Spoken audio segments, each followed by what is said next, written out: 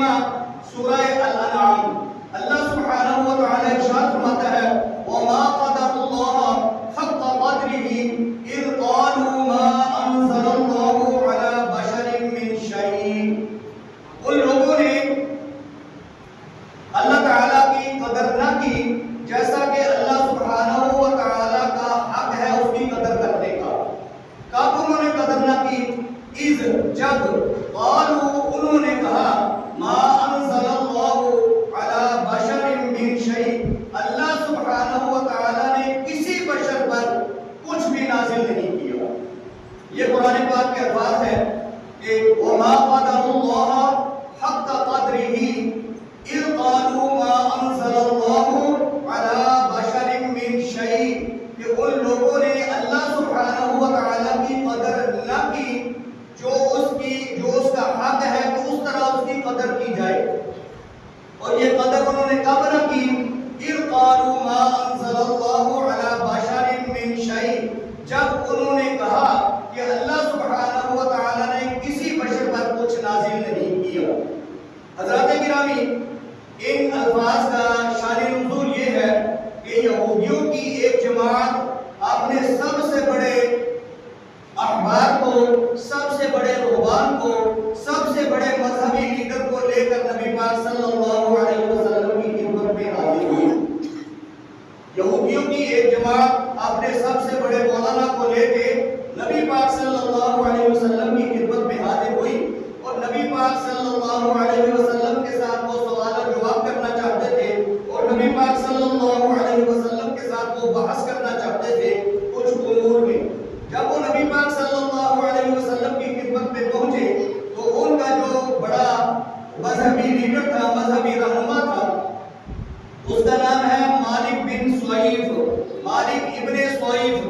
نبی پاک صلی اللہ علیہ وسلم کی خدمت میں جب وہ پہنچا تو سرکار مدینہ صلی اللہ علیہ وسلم نے اس کو مخاطب کر کے کہا کہ میں تجھے قسم دے کر پوچھتا ہوں کہ کیا تورات میں یہ الفاظ موجود نہیں ہیں؟ نبی پاک صلی اللہ علیہ وسلم نے وہ الفاظ پڑھے ان اللہ یبغض الحبر السمین کہ اللہ سبحانہ و تعالی موٹے عالم کو پسند نہیں کرتا. یہ الفاظ ہے ان اللہ یبغض الحبر السمین کہ اللہ سبحانہ و تعالی موٹے عالم کو، موٹے مذہبی لیڈر کو پسند نہیں کرتا. یہ الفاظ ہیں تورات کے اندر. تو آپ نے اس جو مالک ابن سویف تھا، یہودیوں کا مذہبی لیڈر، اسے قسم دی کہ بتا یہ الفاظ تورات میں موجود ہے کہ نہیں ہے. تو جب نبی پاک صلی اللہ علیہ وسلم نے اس کو قسم دی تو اس نے کہا کہ ہاں یہ الفاظ جو ہے یہ تورات میں موجود ہیں اور میں نے پڑھے ہیں. تو نبی پاک صلی اللہ علیہ وسلم نے ارشاد فرمایا کہ تو موٹا عالم ہے تو تجھے تو پھر اللہ سبحانہ و تعالیٰ پسند نہیں کرتا، اللہ سبحانہ و تعالیٰ تمہیں ناپسند کرتا ہے اور تو موٹا عالم ہے. اور تورات میں یہ لکھا ہے ان اللہ یبغض الحبر السمین موٹے عالم کو اللہ سبحانہ و تعالیٰ پسند نہیں فرماتا.